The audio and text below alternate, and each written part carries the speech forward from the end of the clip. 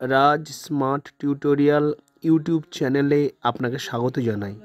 আজকে আমি এই ভিডিওটির মাধ্যমে আমার প্রিয় ছাত্রছাত্রীদের উদ্দেশ্যে আজকের এই ভিডিওটি উপস্থাপন করতে চলেছি। 2024 সালে যে সমস্ত আমার প্রিয় ছাত্রছাত্রী এডুকেশনের উপরে পরীক্ষা দিতে চলেছেন, মূলত আজকের ভিডিওটি সেই সমস্ত আমার প্রিয় ছাত্রছাত্রীদের উদ্দেশ্যে।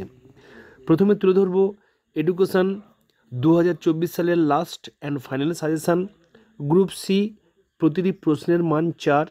প্রথম যে টপিকটা তুলে ধরব, যে বিষয়টা ভিন্ন ধরনের সক্ষমতার শিশুদের শিক্ষা। প্রথম প্রশ্ন তুলে ধরব, মূক ও বধির শিশুদের শিক্ষাদানের পদ্ধতিগুলি আলোচনা করো। দ্বিতীয় প্রশ্ন তুলে ধরব, মূক ও বধির শিশুদের শিক্ষার উন্নতির জন্য ভারত সরকার কর্তৃক গৃহীত পদক্ষেপগুলি আলোচনা করো। তৃতীয় প্রশ্ন তুলে ধরব, ব্রেইল পদ্ধতি সম্পর্কে সংক্ষেপে আলোচনা করো। চতুর্থ প্রশ্ন, দৃষ্টিহীন শিক্ষার্থীদের শিক্ষার উদ্দেশ্যগুলি কী কী। পঞ্চম প্রশ্ন, দৃষ্টিহীন শিশুদের শিক্ষার জন্য ভারত সরকার কর্তৃক গৃহীত পদক্ষেপগুলি আলোচনা করো। এরপরে চলে যাব প্রাথমিক শিক্ষার সর্বজনীনতা, যেখান থেকে প্রথম প্রশ্ন করতে বলবো, ভারতবর্ষে সাক্ষরতা কর্মসূচিকে বাস্তবায়িত করার উদ্দেশ্যে কী কী পদক্ষেপ নেওয়া হয়েছে। দ্বিতীয় প্রশ্ন, সার্বজনীন সাক্ষরতা প্রসারের কর্মসূচির পথের বাধাগুলি লেখো। তৃতীয় প্রশ্ন, সর্বশিক্ষা মিশনের প্রস্তাবিত বিভিন্ন যে কোনো 4টি পদক্ষেপ লেখো। চতুর্থ প্রশ্ন, সর্বশিক্ষা অভিযানের যে কোনো 4টি মূল উদ্দেশ্য লেখো। এরপরে আমরা চলে যাব পঞ্চম প্রশ্ন, সর্বশিক্ষা মিশন কি। সর্বশিক্ষা মিশন সফল করতে পশ্চিমবঙ্গ রাজ্য সরকারের গৃহীত 2টি উল্লেখযোগ্য পদক্ষেপ আলোচনা করো। ষষ্ঠ প্রশ্ন, বয়স্ক শিক্ষা বলতে কী বোঝো। বয়স্ক শিক্ষার লক্ষ্যগুলি কী কী। প্রত্যেকটা প্রশ্ন খুবই ইম্পর্ট্যান্ট। পরের প্রশ্নে চলে যাব, সর্বশিক্ষা অভিযান কর্মসূচি বাস্তবায়নে গৃহীত পদক্ষেপগুলি আলোচনা করো। এরপরে গ্রুপ ডি অপশানে চলে যাব, যেখানে বিষয় রয়েছে শিক্ষার সামগ্রিক দৃষ্টিভঙ্গি, ডেলরস কমিশন। ডেলরস কমিশনের 4টি স্তম্ভ কী কী, যে কোনো একটি স্তম্ভ সম্পর্কে আলোচনা করো। পরের প্রশ্ন, জ্ঞান অর্জনের শিক্ষা এর উদ্দেশ্যগুলি পূরণে বিদ্যালয়ের ভূমিকা সংক্ষেপে আলোচনা করো। পরের ইম্পর্ট্যান্ট প্রশ্নটি তুলে ধরব, কর্মের জন্য শিক্ষা এই উদ্দেশ্যগুলি পূরণে বিদ্যালয়ের ভূমিকা সংক্ষেপে আলোচনা করো। চতুর্থ প্রশ্ন, শিক্ষার একটি উদ্দেশ্য হলো একত্রে বসবাসের জন্য শিক্ষা। কিভাবে শিক্ষার দ্বারা এই উদ্দেশ্য পূরণ করা সম্ভব। পরের প্রশ্ন, একত্রে বসবাসের জন্য শিক্ষণকে বাস্তবায়িত করতে বিদ্যালয়ের ভূমিকা লেখো।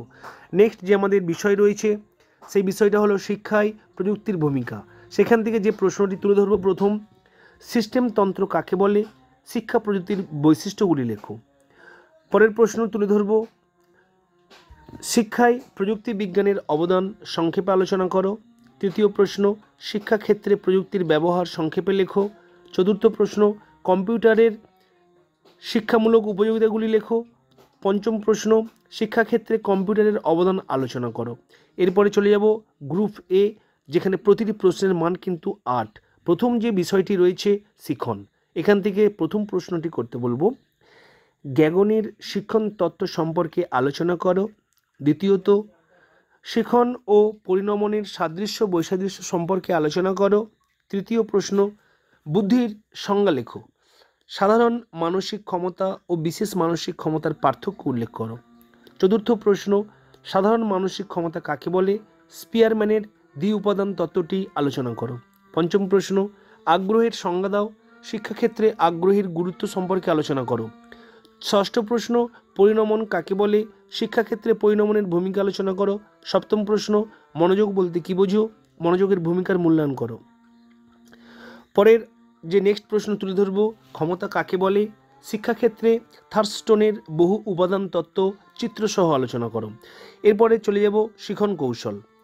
এখানে প্রথম প্রশ্ন করতে বলবো, প্রাচীন অনুবর্তন ও সক্রিয় অনুবর্তনের মধ্যে পার্থক্য লেখো।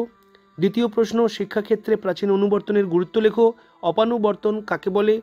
পরের প্রশ্ন, শিখনের কৌশল হিসেবে স্কিনার বক্স কী। সংক্ষেপে স্কিনার বক্সের পরীক্ষাটি বর্ণনা করো। পরের প্রশ্ন, সক্রিয় অনুবর্তনের বৈশিষ্ট্যগুলি লেখো। শিক্ষাক্ষেত্রে সক্রিয় অনুবর্তনের ভূমিকার মূল্যায়ন করো। পরের প্রশ্ন, প্রচেষ্টা ও ভুলের শিখনের শিক্ষাগত তাৎপর্য আলোচনা করো। পরের প্রশ্নে প্রবেশ করব, গেস্টাল্ট তত্ত্বটি কী। শিক্ষাক্ষেত্রে গেস্টাল্ট তত্ত্বটির অন্তর্দৃষ্টিমূলক শিখনের তাৎপর্য লেখো। শিক্ষামূলক রাশিবিজ্ঞান দেওয়া আছে স্ক্রিনের উপর দেখতে পাচ্ছেন। মিনি মিডিয়া মোড যেটা রয়েছে এই যে দেখতে পাচ্ছেন, এইটা একটু ভালো করে দেখে যাবেন এগুলো।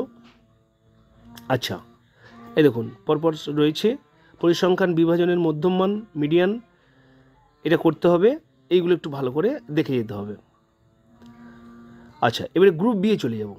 তো একটা গ্রুপ বি এ যাওয়ার আগে একটা কথা বলে রাখি, যেগুলো 4 নম্বরের জন্য বলছি সেগুলো 4 নম্বরের জন্য অবশ্যই করবেন, আর যেগুলো 8 নম্বরের জন্য বলছি সেগুলো 8 নম্বরের জন্য অবশ্যই করবেন। আবার অনেক সময় ভেঙেও আসতে পারে, 4 নম্বরটা 8 নম্বরে, 8 নম্বরটা 4 নম্বরে, সেখানে কনফিউজ হওয়ার কিচ্ছু নেই। প্রতিটি প্রশ্নের মান 8 গ্রুপ বি থেকে। ভারতীয় সংবিধানে শিক্ষা সংক্রান্ত ধারাসমূহ। প্রথম প্রশ্ন বলবো, ভারতীয় সংবিধানের শিক্ষা সংক্রান্ত ধারাগুলি সংক্ষেপে আলোচনা করো। দ্বিতীয় প্রশ্ন, শিক্ষায় সমসুযোগ বলতে কী বোঝো? শিক্ষায় সমসুযোগের ধারণাটি ব্যাখ্যা করো। পরের প্রশ্নে প্রবেশ করব, অনগ্রসর শ্রেণী কাকে বলে? ভারতীয় সংবিধানে অনগ্রসর শ্রেণীর শিক্ষা ও সুযোগ সুবিধা সংক্রান্ত ধারণাগুলি উল্লেখ করো। পরের যে আমাদের পাঠ্যাংশ রয়েছে, যে পাঠ্য বিষয়, বিশ্ববিদ্যালয় শিক্ষা কমিশন 1948-49। প্রথম প্রশ্ন তুলে ধরবো, এখান থেকে যেটা করতে বলবো, স্বাধীন ভারতের প্রথম শিক্ষা কমিশন কোনটি? এই কমিশনের সুপারিশ অনুসারে উচ্চশিক্ষার লক্ষ্যগুলি সংক্ষেপে আলোচনা করো। পরের প্রশ্ন, স্বাধীন ভারতের প্রথম শিক্ষা কমিশন কোনটি? এই কমিশনের বিভিন্ন সুপারিশগুলি আলোচনা করো। পরের প্রশ্নে প্রবেশ করব। পরের যে আমাদের পাঠ্যাংশ রয়েছে, মাধ্যমিক শিক্ষা কমিশন 1952 থেকে 53। মুদালিয়ার কমিশনের মধ্যে মাধ্যমিক কাঠামো ও লক্ষ্যগুলি আলোচনা করো। দ্বিতীয় প্রশ্ন, মুদালিয়ার কমিশনের মতে মাধ্যমিক শিক্ষার লক্ষ্য। তৃতীয় প্রশ্ন, শিক্ষার ও উদ্দেশ্যগুলি কী কী? এই প্রসঙ্গে সপ্তপ্রবাহ ধারণাটি বর্ণনা করো। নেক্সট চলে যাবো আমাদের পাঠ্যাংশ, কোঠারি কমিশন 1964 থেকে 66 এবং ভারতের আধুনিক শিক্ষা ব্যবস্থা। প্রথম যে প্রশ্নটি তুলে ধরবো এখান থেকে, প্রাথমিক শিক্ষার লক্ষ্য ও কাঠামো সম্পর্কে কোঠারি কমিশনের সুপারিশগুলি আলোচনা করো। পরের প্রশ্ন, কোঠারি কমিশনের সুপারিশ অনুসারে প্রাথমিক শিক্ষার পাঠ্যক্রম বিষয়ে আলোচনা করো। যে প্রশ্নগুলো বলছি প্রত্যেকটা ভেরি ভেরি ইম্পর্ট্যান্ট। 2024 সালে যে সমস্ত আমার প্রিয় ছাত্রছাত্রী এডুকেশনের উপর পরীক্ষা দিতে চলেছেন তাদের জন্য লাস্ট এবং ফাইনাল সাজেশন। তৃতীয় প্রশ্ন, কোঠারি কমিশনের সুপারিশ অনুযায়ী মাধ্যমিক শিক্ষার কাঠামো ও পাঠ্যক্রম সম্পর্কে আলোচনা করো। চতুর্থ প্রশ্ন, কারিগরি শিক্ষা কাকে বলে? বৃত্তিমূলক কারিগরি শিক্ষার প্রয়োজনীয়তা ব্যক্ত করো। পঞ্চম, মাধ্যমিক শিক্ষা সংক্রান্ত বিষয়ে কোঠারি কমিশনের সুপারিশগুলি সংক্ষেপে আলোচনা করো। পরের প্রশ্ন, বৃত্তিমুখী ও কারিগরি শিক্ষার মধ্যে শিক্ষার সম্পর্ক নির্ণয় করো। পরের প্রশ্ন, প্রাথমিক শিক্ষা সংক্রান্ত সুপারিশগুলি আলোচনা করো কোঠারি কমিশনের। পরের প্রশ্ন, কোঠারি কমিশনের সুপারিশ অনুযায়ী মাধ্যমিক শিক্ষার উদ্দেশ্য লক্ষ্যগুলি আলোচনা করো। এবং পরবর্তী যে আমাদের পাঠ্যাংশ রয়েছে 1986 জাতীয় শিক্ষানীতি ও পরবর্তী নম্বর সংস্কার 1992, তার থেকে প্রথম প্রশ্ন করতে বলবো, জাতীয় শিক্ষানীতি 1986 এর মূল সুপারিশগুলি আলোচনা করো। পরের প্রশ্ন, রামমূর্তি কমিটির সুপারিশগুলি আলোচনা করো। পরের প্রশ্ন, পিওএ 1992 বলতে কী বোঝো? এর মূল বৈশিষ্ট্যগুলি আলোচনা করো। পরের প্রশ্ন, 1986 সালের থেকে 1992 এর পুনর্বিবেচিত জাতীয় শিক্ষানীতির নতুন পরিকাঠামোর সংক্ষিপ্ত বিবরণ দাও। এই কয়েকটি প্রশ্ন 8 নম্বরের এবং 4 নম্বরের আমি তুলে ধরলাম স্ক্রিনের উপরে। তো আমার প্রিয় ছাত্রছাত্রীদের যদি এই প্রশ্নগুলি এতটুকু উপকারে এসে থাকে, এতটুকু ভালো লেগে থাকে ভিডিওটি, প্লিজ লাইক এবং কমেন্ট করতে ভুলবেন না। আপনার একটা লাইক পরবর্তী এরকম আপডেট ভিডিও তৈরি করতে আমাকে অনেক অনেক উৎসাহ দেবে। সর্বোপরি যদি এখনও আপনি আমাদের ছোট্ট পরিবারের সদস্য না হয়ে থাকেন, প্লিজ চ্যানেলটিকে সাবস্ক্রাইব করে আমাদের ছোট্ট পরিবারের সদস্য হয়ে উঠুন। Thank you.